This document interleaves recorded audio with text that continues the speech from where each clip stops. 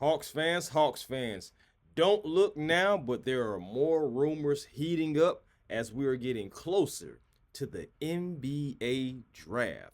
Now, the Atlanta Hawks, it seems like they're on the verge of planning something huge. I'm talking about very huge behind the leadership of this man right here, Anzi Salah.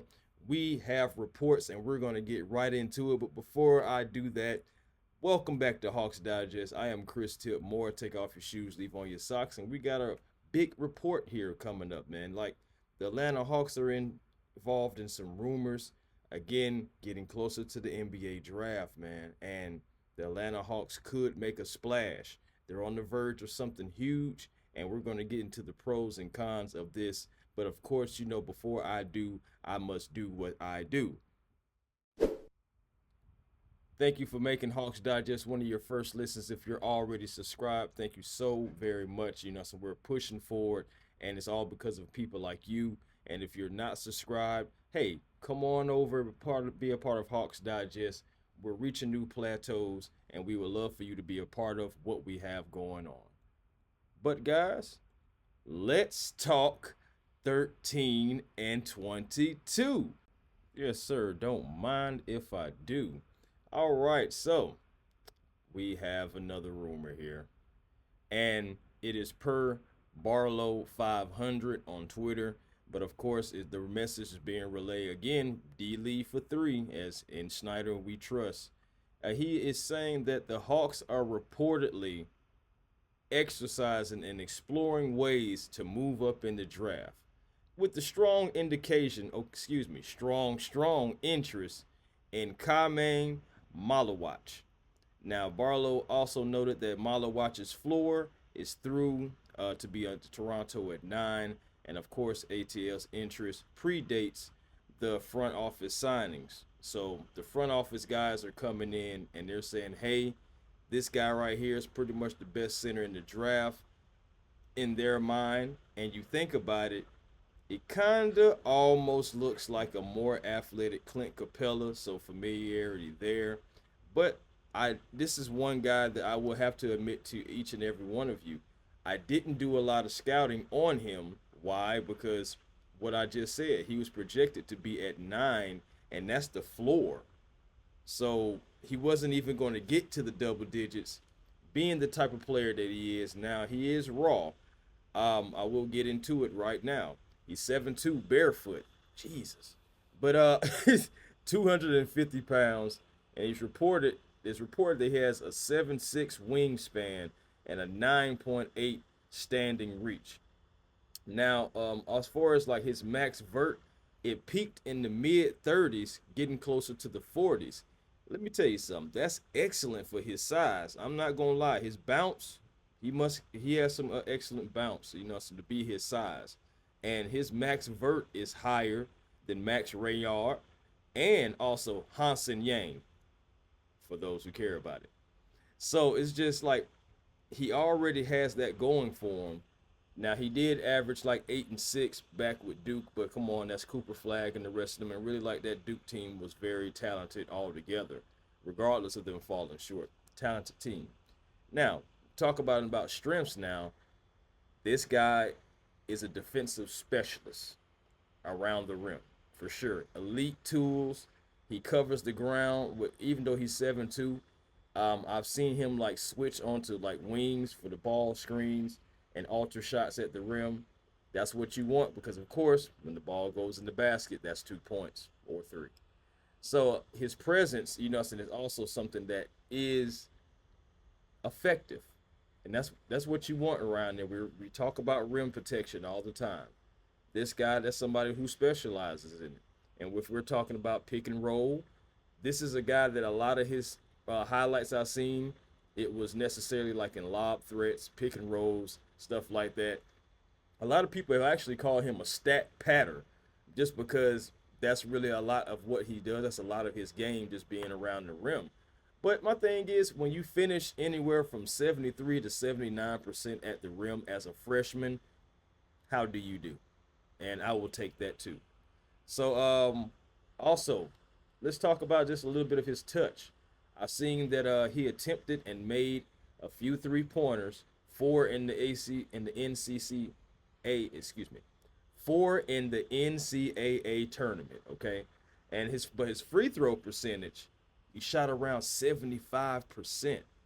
And I'm not gonna lie, starting out at 75%, this is a guy is only been playing basketball since 2019, 18 years of age, and they call him a raw combination of size and also a development potential. And I can see where they come from that on that, honestly, because this guy, like I said, he has upside in the youth. He's only been playing basketball for 5 years, so he's still raw. I remember I started off by saying that, but he has maybe the biggest upside of, dare I say, all the centers in the draft. And you know what I'm saying, of course, and we all like Hansen Yang, and we like Max Reynard too, who I still feel like is more polished than both of those other guys. But still, let's get into the weaknesses. Again, we've already kind of indicated raw skill set. Yeah, his offensive game is limited. Even though the 3-pointer is there, is it reliable enough? I'm thinking he's going to have to work on a little bit of that for the spacing. Of course, if he becomes an Atlanta Hawk. Of course, if the Atlanta Hawks decide to trade up for him, he's going to have to be worth it as far as being able to do all the things, or at least to be able to develop into all the things that the Atlanta Hawks would prefer to do. As far as perimeter instincts, he's mobile. Like I said, he can move his feet a little bit, but he can be late on the rotations. I've seen him be late on rotations, and also he will draw some fouls as well. Of course, he's still raw, so as far as knowing when to do it and when not to do it, and just be, some defensive presence, he's still working on all that. And that's cool because he was a part of a great program in the Duke Blue Devils. Also, I want to, well, I'll get into that in 1 second. Rebounding concerns. I've seen, some smaller guys outwork him. And honestly, if you put him on the NBA program, I feel like that does away with that. I feel like once you get the pros on him, he'll be able to shield out those smaller guys. He'll be able to outwork some of the bigger guys. He already has excellent jumping ability, as I was talking about that Max Vert. So he has the capabilities. It's just that experience, man. The same thing how I'll be saying about with Hansen Yang, and the fact that he has a lot of good tools, but 2027, that's what I was thinking about for Hansen Yang. Now, as for Malowatch, I'm thinking around the same thing for him as well, just for the developmental issues. And if he were to go down to College Park, again, underrated place where we have developed players.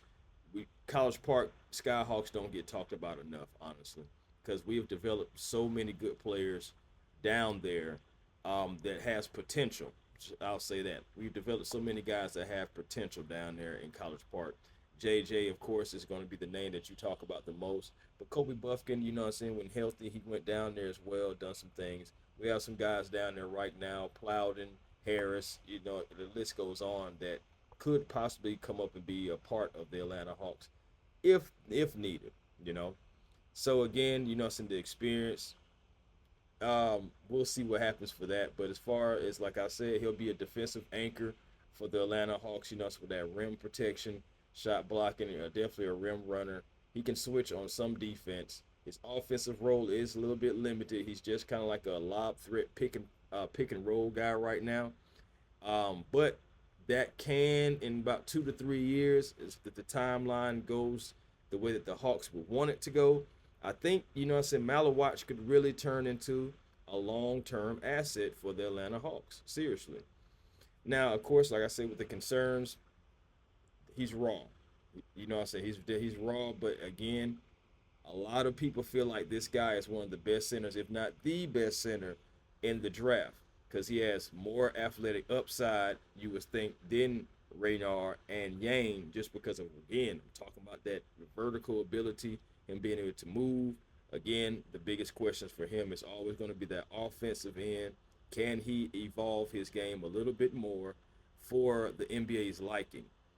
Now, I know like Zubats, guys like him, they've made their way in this league, and he's been Malowatch, talking about Malowatch. He has been compared to Zubats.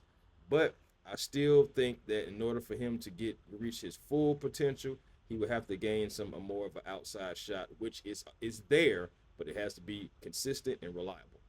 So the bottom line is, again, 2027, 2028, same thing like I say for Yang. I feel like those guys can be your starting center with nobody in the way, possibly. Again, I will say this: as far as like fit, he could be a long-term anchor. He really can. It's not immediate, but he could be, man. And I'm not gonna lie, this guy is so crazy because if you do, I'm saying 2027, 2028. That's my opinion. But if you move up in the draft to take this gentleman, come on now, the timeline can't be that long because you moved up 2 picks, gave up, most likely you're giving up 2 picks to move up in the top 10, possibly top 8 to take him. That's too long of a window, honestly, I believe, to not let a guy like that start or not let a guy like that work his way into the rotation. So if you do move up for this gentleman, you're going for Malawatch, Cayman Malawatch. If you move up for him, he's going to have to be starting, I feel like, at least sooner than 2027. And again, that's 2027 is my opinion. My opinion differs from the Hawks' opinion. Definitely, they get paid. So of course we got the new guys coming in, and they're already working the phones. They're already trying to see what kind of moves they can make. But that's not the only thing that is possibly getting worked. And I say that as before I get up out of here, old Evans back. My Evan Sidery, man, again, NBA insider. He's already saying that teams are closely monitoring the Hawks as it relates to Trey Young's future. Now, guys, we haven't heard anything about Trey Young and possibly being traded and all this stuff like that in about a month. It calmed down, it got quiet, but now we're getting closer. We have 4 more moves in the front office, of course, bringing in Dinwiddie and Graham, the aide Anze Sala. Still the president of basketball operations out there. We're not sure where that's going to go just yet. But Evan is saying that Young, who is eligible for a 4-year, $229 million extension, wants to get paid, but there's a belief that Atlanta will not be one to offer him the full-scale amount. Keep an extremely close eye on Atlanta. And why would Evan say something like that? Why would Evan say, oh, it seems like Atlanta may not be willing to pay? Because we don't have a track record of necessarily doing that. We pay a little bit, but as far as when it comes to like going into the luxury tax and all that stuff like that, we don't have a track record of doing that. Now, the owner has said we are willing to go into the luxury tax if the situation is right. Now, what is right? What is the right situation for him? I have no idea. But at the same time, I know what's being said, so I'm sitting back and watching to see if the money moves or if the money stays put, if you will. Yeah. So we'll see what happens with that. But here comes those rumors about Trey Young. I have said multiple times, I feel like the Hawks need to keep Trey Young. At the end of the day, you eventually have to pay somebody. It's not about necessarily the money amount. It's the market. That's what a lot of people have to remember. It's the market. And that money is only going to go up. Just think about when the next time JJ's contract comes up. That thing is going to be possibly more than Trey Young at that time. Because we're talking about somewhere maybe between 3 to 5 years, depending on how the Hawks want to do that. That contract is going to be more than 229. And hopefully he'll be, he'll be worth it. Same thing for Zaccharie Risacher. Think about when his contract comes up. It's going to be more than 229 by then, because the TV deals, all the merchandise, all that stuff like that factors all into it. Vegas, all that stuff factors in. So I'm just saying, like, I understand what people are saying about, hey, don't pay Trey Young this, don't pay Trey Young that, but it's the market. It's the market value. And then on top of that, if you try to trade him, you're not going to get face value. You're going to get fleeced, okay? You're going to get fleeced, Hawks fans. It's not going to be equal value if you trade Trey Young. But I also understand you have to do something, because if he decides not to sign whatever you ask him, you could lose him for nothing anyway. So the Hawks do have to be smart.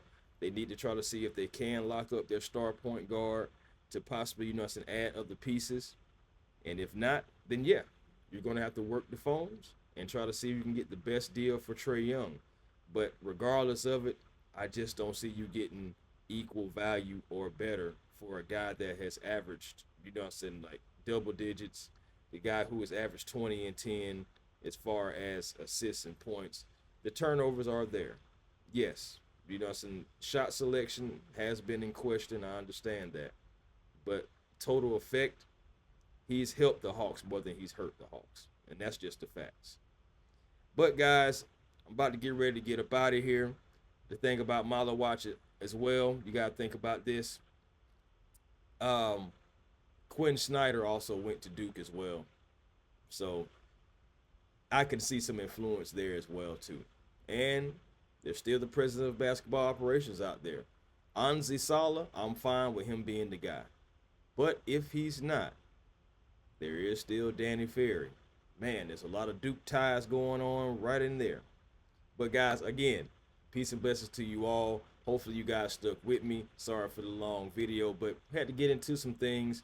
Had to let you guys know about the scouting report of Kaman Bogdanović. And hey, I'm still on the Hansen Yang train. But if the Hawks decide to move up like this, I feel like something else has to come. Peace and blessings to you all. And to you all, I'll holler.